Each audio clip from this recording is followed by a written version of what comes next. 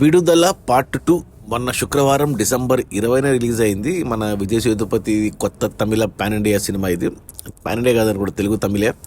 అంటే last year మార్చి 23లో part 1 వచ్చింది, విడుదల పార్ట్ 1. అప్పుడు ఎటువంటి ఎక్స్పెక్టేషన్స్ లేకుండా వచ్చింది. మేజర్గా డైరెక్టర్ వెట్రిమారను అండ్ హీరోగా కమెడియన్ సూరిని హీరోగా పెట్టి తీశారు.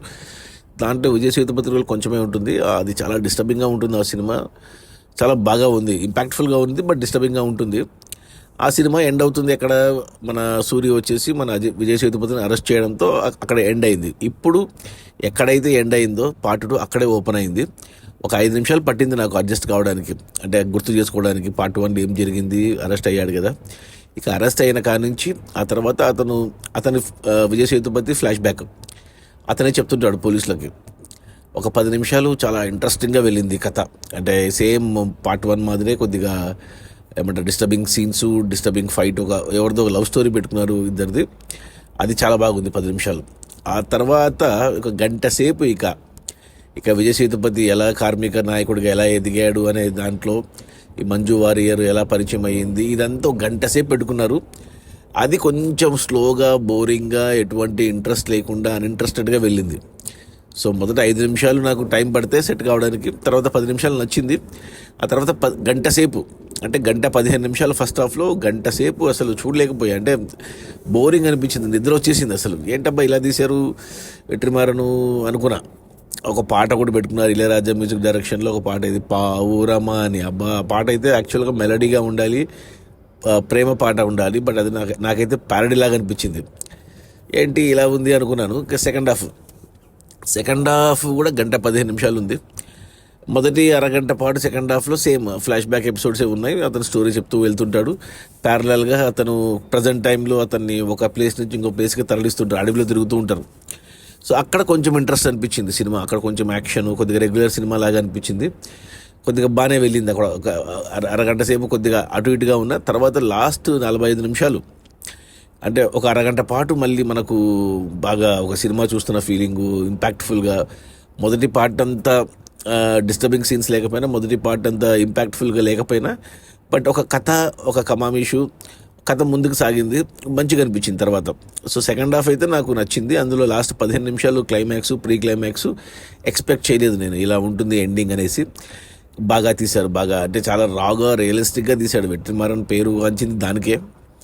సో అది మొత్తానికైతే ఫస్ట్ హాఫ్ అయితే నాకు నచ్చలేదు. మొదటి 10 నిమిషాలు తీసేస్తే గంట సేపు సినిమా నచ్చలేదు, బట్ సెకండ్ హాఫ్ గంట బాబు నచ్చింది. ఎస్పెషల్లీ క్లైమాక్స్ లాస్ట్ 15 నిమిషాలు ఇంపాక్ట్ఫుల్గా ఉంది.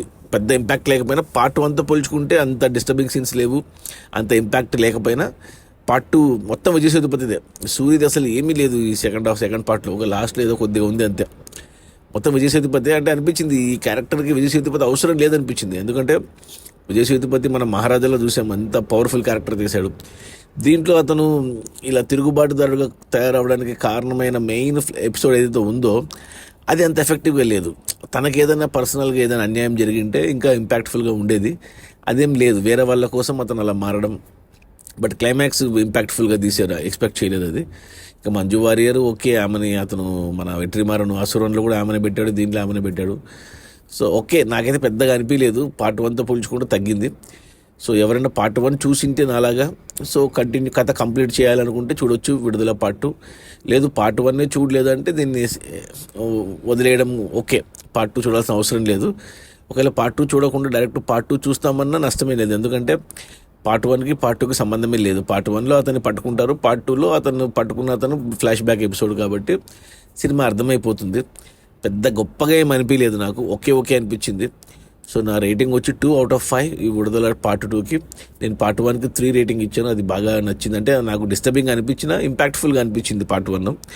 అండ్ ఇది అందరికీ నచ్చదు ఈ సినిమా, ఎందుకంటే రెగ్యులర్ కమర్షియల్ సినిమా కాదు. పాటలు, ఫైట్లు ఇలాంటివి ఏమి ఉండవు, కామెడీ ఇలాంటివి సీరియస్గా వెళ్తూ ఉంటుంది.